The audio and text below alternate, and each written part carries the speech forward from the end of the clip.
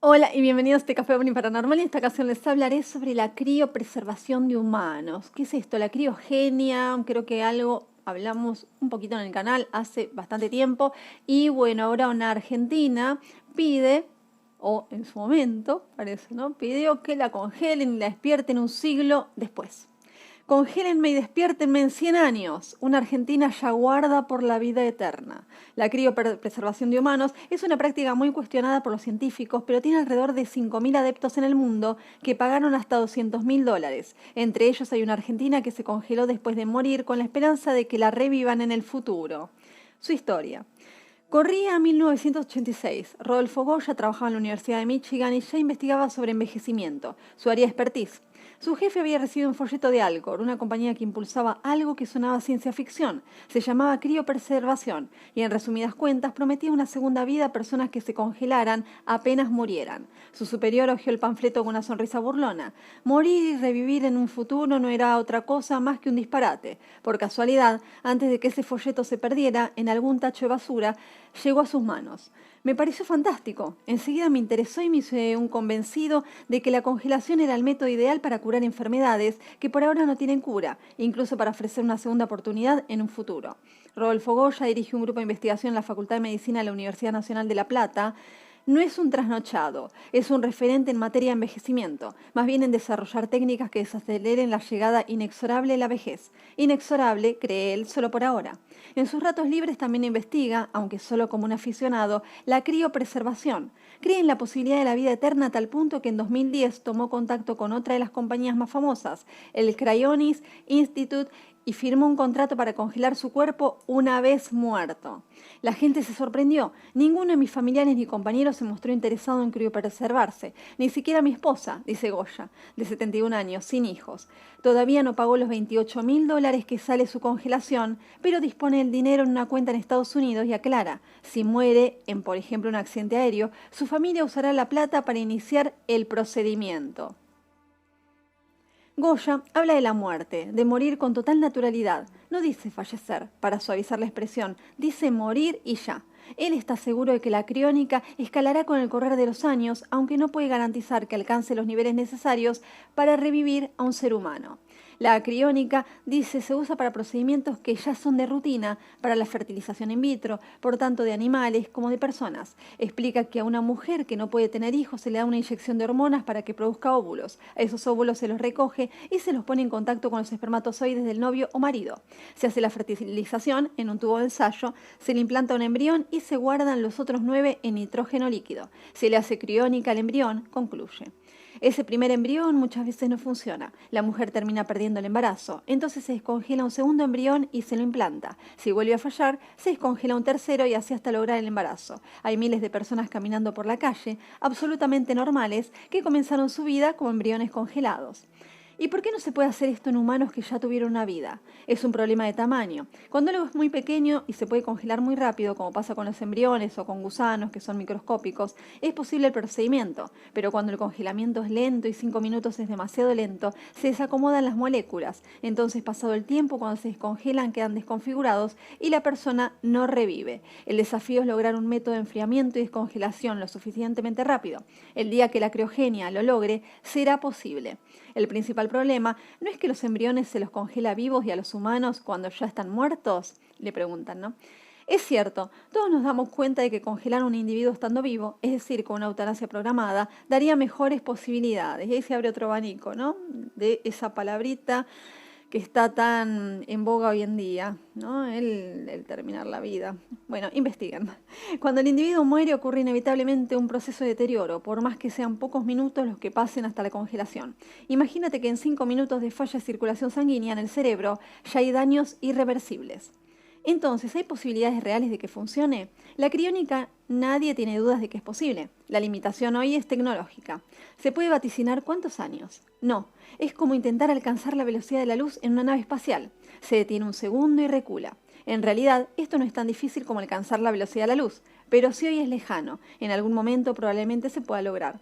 En su laboratorio en La Plata, ¿no?, que es una ciudad de Argentina, de Buenos Aires, Argentina, Trabaja con gusanos microscópicos, los congela y los despierta sin mayores inconvenientes. Del otro lado del globo, en Siberia, los tardígrados se congelan de forma natural a los 50 o 60 grados bajo cero que sufren durante los inviernos, pero cuando llega la primavera retoman su vida normal, aunque intrascendente, como si nada hubiera ocurrido.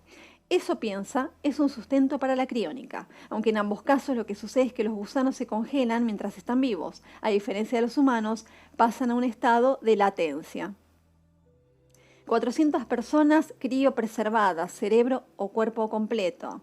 Hay 5.000 contratos firmados, desde 28.000 hasta $200.000 es el precio. En Estados Unidos muy pocos científicos hablan de criónica en público. A sus promotores se los tilda de charlatanes. Los profesores interesados en el tema no lo dicen y entonces los comités necesitan reclutar científicos extranjeros. Goya integra a 2 de ellos por su condición de figurita difícil de hombre especializado en envejecimiento. En 2002 se organizó la primera conferencia sobre criopreservación en la Argentina. Invitó a Ben Best, por entonces presidente del Cryonic Institute, con sede en Michigan, a disertar en la Facultad de Medicina en La Plata, en la universidad. Le dijo que no se preocupara, que no sufriría ningún ataque porque en su país, en Argentina, nadie sabía que existía el tema. Eso en 2012, ¿no? Contra todo pronóstico, la conferencia despertó un interés enorme. Se trataba de algo raro, la quimera de morir y revivir 50, 100 o 300 años después. Varios medios de comunicación se acercaron y lo entrevistaron. Goya recibió el mote de primer argentino en buscar la vida eterna, e incluso del Walt Disney argentino. Así, un poco imprevisto, asumió el rol de difusor local de la criónica. Al poco tiempo, un puñado de entusiastas, no más de una decena, le escribió por Facebook y por mail. Se juntaron y formaron una suerte de grupo de autoayuda, con él como referencia y punto de contacto con los laboratorios. El objetivo del grupo es ayudar a los argentinos que deseen criopreservarse, lograr que en el país se pueda hacer un primer congelamiento del cuerpo y así estabilizarlo a los pocos minutos de morir. Te voy a contar algo, dice, y hace una pausa que en realidad esconde una vacilación. Bueno, no sé si debería decírtelo. Nosotros hicimos la primera criopreservación de un cerebro en la Argentina. Creo que es una primicia. Ya hay una Argentina criopreservada. La primera. La partida de función de Beatriz Vilone marca que murió el 9 de septiembre de 2018 a las 9:30 con 78 años. 20 años después, María Entraigues Abramson, cantante y actriz, había tomado conocimiento de la criónica. No recuerda quién le menciona la palabra, pero sí recuerda que se abalanzó sobre la poca información que había disponible. En 2006 fue a su primera conferencia en Cambridge, Inglaterra, donde conoció a un experto en mermar la vejez. El experto le preguntó si ya era miembro de Alcor. Ella le respondió que no, que aún estaba estudiando el tema. ¿Qué estás esperando?, le espetó. Solo un año después viajó a Arizona y se sumó a la compañía. Mamá y yo éramos muy unidas, dice María sobre Beatriz. Ella estaba muy pendiente de todas mis cosas y le fascinaba toda la cuestión del futurismo, la tecnología que avanzaba tan rápido, la extensión de la vida. Teníamos conversaciones larguísimas y desde el momento en que se enteró que existía la posibilidad de criopreservarse, expresó su interés. Decía que quería preservarse. María reside desde 1992 en Estados Unidos. Con los años su vínculo con Alcor se fortaleció. Empezó a representar a la empresa en los medios casi como una embajadora, a participar de programas de televisión, a hacer documentales sobre criónica, a difundir una disciplina que siempre fue observada con desdén por la comunidad científica norteamericana. Hoy es directora de divulgación y desarrollo de SENSE Research Foundation, una organización radicada en Silicon Valley que busca curar a la vejez a través de la medicina regenerativa y biotecnología. Beatriz Vilone, su mamá, se crió con sus abuelos. Sus padres murieron cuando ella tenía apenas 4 años. Se sentía afortunada pese a una niñez de desdicha. Tuvo a su primera hija Beatriz, como ella, y 7 años después a María. Dedicó gran parte de su vida a la educación. Fundó 19 escuelas en el Gran Buenos Aires. Fue directora y docente, pero también fue una escritora voraz, una poetisa entusiasta. Hizo teatro, condujo programas de televisión y radio en emisoras de Vicente López. Durante 28 años coordinó la Casona de María de Pilar, un espacio que ella misma abrió, un campo que recibía ancianos para que pasaran un día completo con actividades, juegos y comida. Era un tornado, nada la frenaba, amaba la vida como nadie la define su hija. A fines de agosto de 2018 la hospitalizaron. Primero fue una sepsis que lograron curar gracias a un tratamiento experimental. A los días se le perforó un intestino producto de un síndrome de Cushing y no pudo resistir las operaciones. Murió como la mayoría por el deterioro que trae la vejez. En agosto volvió a Buenos Aires. Hice todo lo posible por salvarla y al mismo tiempo lideré su criopreservación, que fue la primera y hasta ahora única en Argentina, y que fue prácticamente un milagro. Los obstáculos se sucedieron como una prueba de resistencia. Al no haber antecedentes en el país, no existe regulación para congelar el cuerpo, en este caso el cerebro de una persona. María nunca mencionó que era para criónica, lo trataba como una donación. El planteo era que su madre, en teoría, quería donar su cerebro a la ciencia. De hecho, había dejado una carta en la que expresaba ese deseo. Y bien. María hizo una lista en su cabeza, necesitaba primero hacer un congelamiento prematuro para detener el deterioro celular. También tenía que conseguir un cirujano que extrajera el cerebro, un lugar donde se pudiera hacer eso, que le entregaran el cuerpo, cumplir con la burocracia de la muerte. Eran demasiadas cosas. Los médicos le dijeron que no iban a poder hacer la extracción del cerebro. Los cuerpos, todos, se derivan a una casa funeraria. María se detuvo un minuto, en las funerarias se extraen los órganos, embalsaman cuerpos. Quizás ahí sí podía ser posible. También había que hacer perfusión y en los tanatorios tienen esas bombas porque le sacan la sangre a los cuerpos para embalsamarlos. Ellos debían no solo sacar la sangre, sino también introducir los químicos que criopreservan los tejidos. Después de decenas de llamadas, a la 1 de la mañana dio con una casa funeraria dispuesta a hacer el procedimiento. Al rato, casi por alineación, un médico de su confianza, el doctor Néstor Balmaceda, que le había ayudado a que PAMI financiara los últimos días de su madre en una clínica privada, la llamó por teléfono. ¿Cómo está tu madre?, le preguntó. Mal, se está muriendo. ¿Hay algo que pueda hacer para ayudarte? No sé, necesito que extraigan el cerebro de su cráneo. Yo lo hago, le respondió, como si se tratara de un trámite menor. Soy cirujano retirado, ¿no te acordás? A contrarreloj se activó el operativo, que contó con la asistencia del grupo de autoayuda, formado pocos años antes.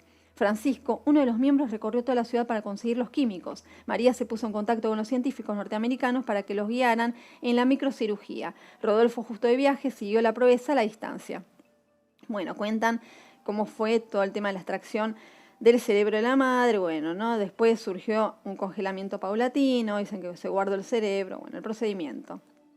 Cuentan precisamente el procedimiento: si los médicos lo consienten, antes de morir al paciente se les administra heparina, un anticoagulante para que mantenga la sangre fluida. Luego, una vez muerto, al paciente se le coloca una vía en la arteria carótida y se le infunde una solución criopreservadora para impregnar todo el cerebro con esta solución. También se hace un corte en la vena yugular. Bueno, sigue, ¿no?, todo el procedimiento, que si lo quieren ver, o sea, está muy buena la nota, está en infobae.com.ar. Preguntas frecuentes: bueno, ¿algún mamífero ya fue criopreservado y revivido? No, ninguno. Hasta hoy solo se pudo reemplazar la sangre de perros y monos con una solución que se enfrió por debajo de los 0 grados para luego proceder al recalentamiento y reactivación. Los únicos animales que fueron sometidos al proceso de criopreservación, es decir, fueron congelados en nitrógeno líquido a 196 grados bajo cero y luego reanimados, son los gusanos nematodos. La diferencia es que se los congela mientras están vivos. Suponiendo que en el futuro se pueda desarrollar una tecnología con ese potencial, ¿qué es lo que debería ocurrir para revivir a un paciente? ¿Cómo se pasaría de la descongelación a la reanimación? Cuando la congelación y la descongelación es instantánea en gusanos, las células se mantienen en el mismo lugar donde estaban antes de ser sometidas al congelamiento, quedan en el mismo lugar, ¿no? Por ende, la gran mayoría de los gusanos consiguen ser reanimados. La complejidad con los humanos es que primero solo se los congela una vez muertos y segundo, son mamíferos de gran tamaño que encima se los debería reparar molecularmente. ¿Se puede congelar a una persona viva? No, es ilegal y no hay ninguna empresa que brinde ese servicio. Las organizaciones pretenden que algún día sea posible en condiciones cuidadosamente controladas para pacientes terminales. ¿Con qué edad reviviría una persona suponiendo que pueda ser reanimada en el futuro? Al revivir lo haría con la edad cronológica con la que murió. La esperanza de quienes se congelan es que para que el tiempo, el que sea posible la reanimación, ya existan tecnologías no solo para curar la enfermedad por la que murieron, sino que se hayan logrado avances significativos en el rejuvenecimiento, ¿no? Volver a ser más jóvenes, parece. De funcionar la criopreservación, la persona renacería sin daños. La criónica podría funcionar en varios grados. Según Max More, es posible que una persona reviva, pero con alguna pérdida de memoria u otros daños. Por eso la opción de la neuropreservación es requerida. Además de ser menos costosa, el cerebro es más fácil de transportar. Son las únicas células verdaderamente esenciales que deben conservarse. Ahí es donde residen la memoria y la personalidad. Probablemente, dice, sea más fácil reemplazar un cuerpo por un avatar que regenerar uno fallecido. Atente a eso, ¿no? O sea, ponen tu cerebro en otro cuerpo y no hay ningún problema. En algún momento una persona podría llegar a ser criopreservada infinita cantidad de veces. Es decir, ¿podría vivir una vida eterna? La idea de la criónica es que se lleve a cabo una sola vez. Si en algún momento una persona es reanimada, será en un futuro en el que se presume que podrá ser rejuvenecida y vivir indefinidamente, por lo cual no sería necesario repetir el procedimiento de congelamiento y descongelamiento. Bueno, habla también del escepticismo, ¿no? O sea, de congelar y demás. Como les dije, la nota es muy interesante. Si quieren leerla en detalle, está en infobae.com.ar. ¿Qué opinan ustedes de la criogenia, criopreservación precisamente de los cuerpos? En este caso, bueno, hablan, ¿no?, de esa Argentina, o sea, que decidió que, bueno, se ha preservado su cerebro, pero ¿qué podría ocurrir en el futuro? O sea, ¿esto es viable? No. ¿Qué opinan? Es muy, muy interesante. De hecho, ya habrían bastantes humanos en Estados Unidos, por ejemplo, que también pueden investigar al respecto. Como digo, es muy interesante el tema, que estarían criopreservados y subterráneamente. Espero que estén muy bien, disfrutando el día. Muchísimas gracias a quienes están en el canal, a quienes van llegando, y será hasta el próximo video. Adiós.